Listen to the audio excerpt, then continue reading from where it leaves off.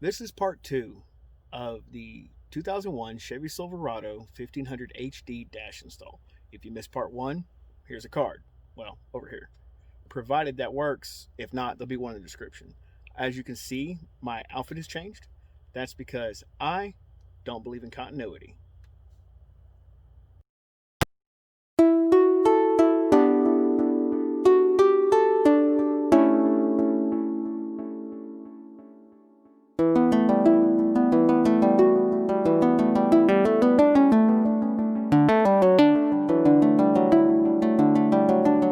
All right. So we got the dash repainted. I guess I should show you that, but we got the dash repainted and just the spots that were scratched. So when you look at it, you see how well the color matches. Now we're ready to secure the dash into the truck. So to do that, we had to, according to the instructions, we needed to clean the surface of the back of the dash skin and also on the dash itself. It specifically says don't use any solvents, like no brake clean or anything like that.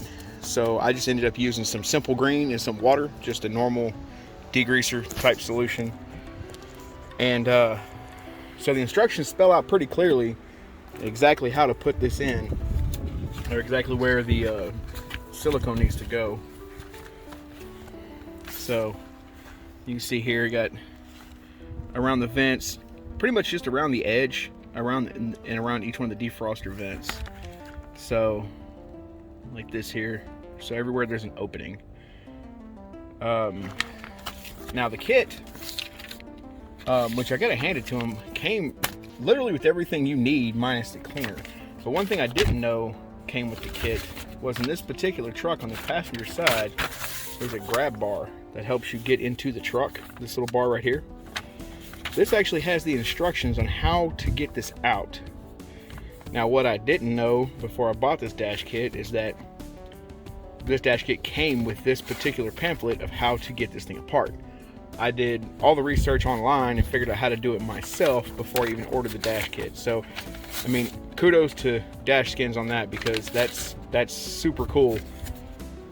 That it's just a piece of paper. It's something that simple, but it's the simple fact that they knew I ordered it for this truck, and they knew that that was a problem people were having. So it's a simple little piece of paper tells you exactly how to do it. So now I'm gonna put the silicone adhesive down. I should probably show you that too. So the silicone they gave me, so this came with the kit as well. This, from what I was reading on the instructions on the back, this is just silicone that you can buy from, I mean, I don't know if you can buy this at Walmart, but I get it at Home Depot and Lowe's. This is just straight up retail, you know, Red Devil silicone. So we'll see how well this works. All right, so I got the silicone down everywhere, as you can see. So it's just on the edges, around each one of the holes, little ports, all down here, all the way down. Let's see if we can zoom in over there. Yeah, there we go. So now this is the passenger side edge here, what you're seeing here, right here. That's where the airbag comes out, and that's your two AC vents. I put a little extra silicone when I got done with everything. I wanted to put another bead around there on the passenger side, because that actually fits on top of where the two pieces come together. So you'll see what I'm talking about when we put it in the truck. So I want to make sure, if nothing else, that piece doesn't peel up and start flapping. I mean, if it does, it'd probably be easy enough to pull this off and put more silicone. But the instructions specifically said not to put anything in the center. Just let this be clean and dry when it goes in. So got a little extra on there. But so let's put this in, see how it fits. Okay, so it's in now. I went ahead, secured it. That was a lot harder than it was with the there wasn't silicone all over it, because you could pretty much touch it anywhere you wanted. It'd be pretty sure about where you were touching it. If you look at the AC vents here, the vent's kicked out a little bit. The other one is too. That's because I didn't snap them all the way in. this grab bar, I put it back in, but be aware that that only goes in one way. I actually put it in upside down, had to pull the vents back out, pull the grab bar back off, flip it over, put it back in, and put the vents back in. All these plastics are real old, so be sure about that, because the more you touch them and mess with them, the higher potential you could break something else. But the dash skin is in and it looks good.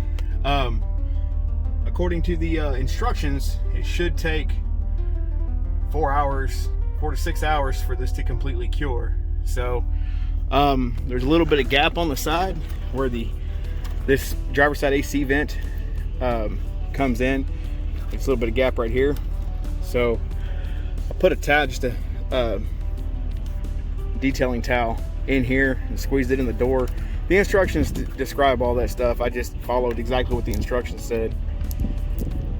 And so we'll let that silicone cure and see what it looks like when I pull it all out. I still have the radio, the bezel around the radio. It's done. It needs some more touch up, but we'll get back to that here in a minute. Okay, so here's the radio bezel that we're talking about. So that gray finish came on really nice. It looks real good. You can tell, I'm sorry, in a couple spots right there where my masking attempt had failed. But all in all, I mean, the lines are clean. Lines are real clean all the way around. Some small imperfections here and there. I'm not that concerned about this. It's another masking failure here, and you follow this bezel around. This was surprisingly hard to mask off, mask off good, or well, I should say. Like right there, little scragglers of tape. You know, in the truck, you figure you're driving, you know, in the truck like this, that you're gonna see, or at least I would see. So that's got to be fixed. As we move around to where the radio is, this lip down here, you can tell the masking got a little fat on this edge. Gotta get you in frame here. A little fat on this edge here. That's gonna have to be fixed. It's easy enough to fix.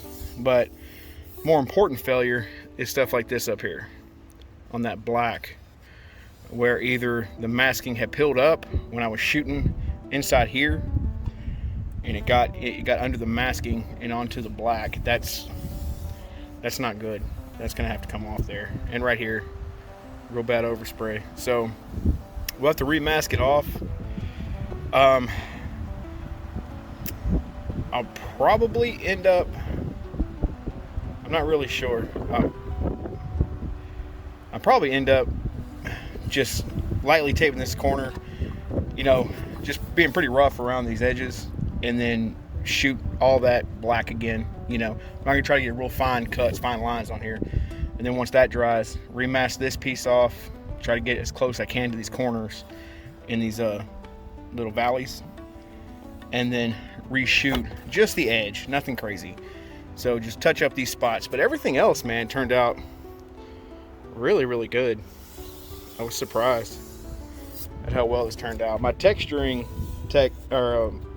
tactic didn't work too well. I mean, there's some texture to it, but it's still gonna look a little off. But I mean, for the customer this is for, and the fact that he's not paying anything for this, I mean, it's pretty good deal. All right, so here's the resprayed dash kit. So here you can see fixed up all the little scratches and little imperfections that I had. So hopefully this masking is tight enough around the edges that we get a nice good clean line. So there's that. Let's get real close to this and see. Yeah, it's not perfect, but I mean, I would call that significantly better than what I had before.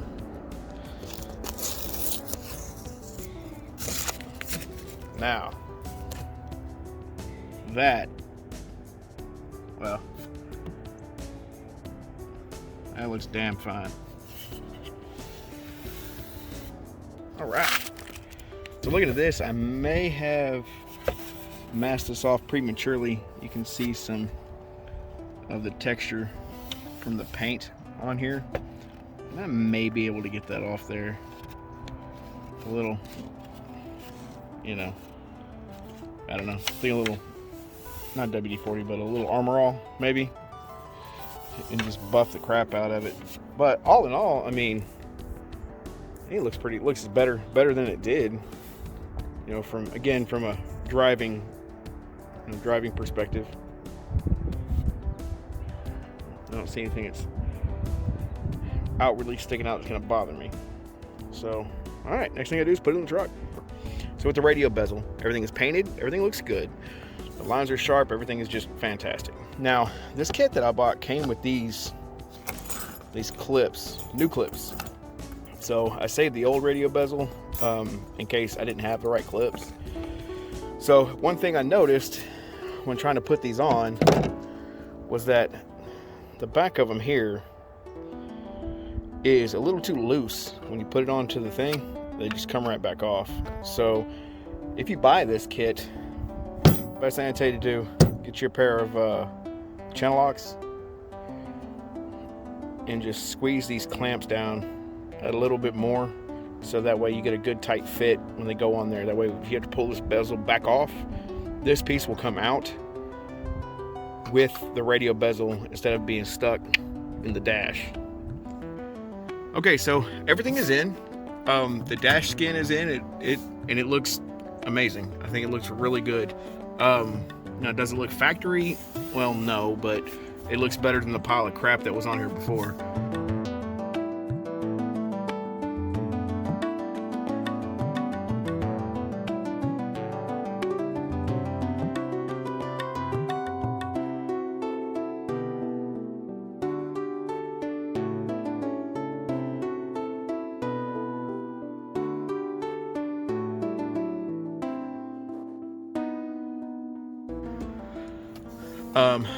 The radio bezel needs to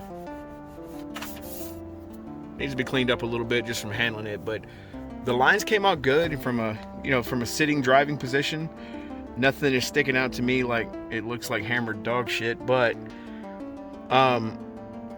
we still need a radio.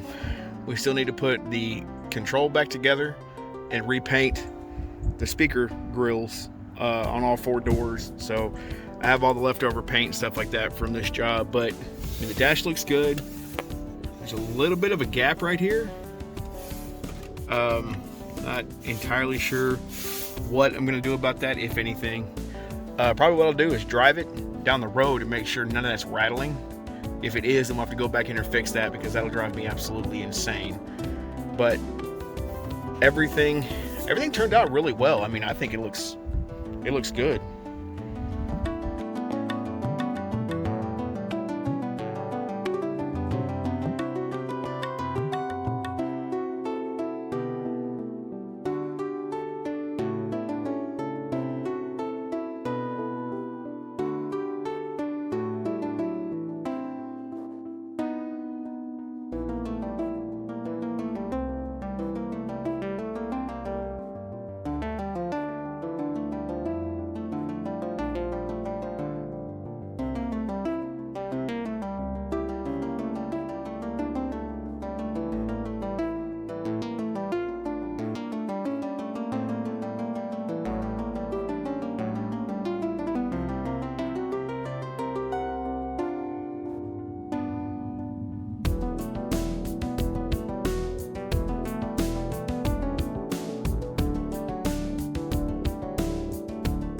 I'll leave a parts list in the description, and I'll leave some links to Amazon in the description so we can see, so you can buy exactly what I bought.